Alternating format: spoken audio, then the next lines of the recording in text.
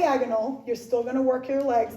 So the regular lunges, once you get in that position, bend, and then when you step together, you drive through the glute on the front stance leg.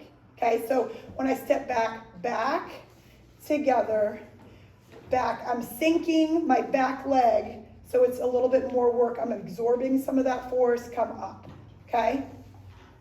Perfect.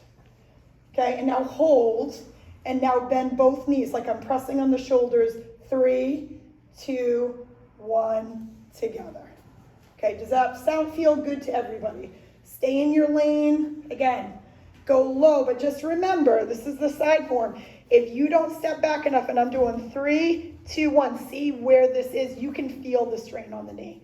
So that's not gonna, you're better off, come up, step back, down, 2, 3, together, okay?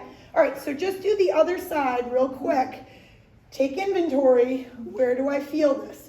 So like Sherry for you with that left leg. So think ankle, think hip. If your back is an issue, your shoulders are up next to your ears, keep everything down. So again, another teaching point is when you're lunging, you want to be up. As you fatigue, you're going to come here. So try to keep everything up. Step back, press up. Step back.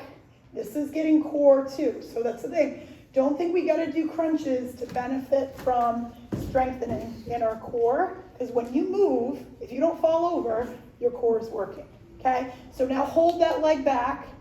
Perfect. Knee over the ankle. Sherry, that's perfect. Good. So Shirley, bend that back knee a little bit if you can. Bend this one. Yeah, good.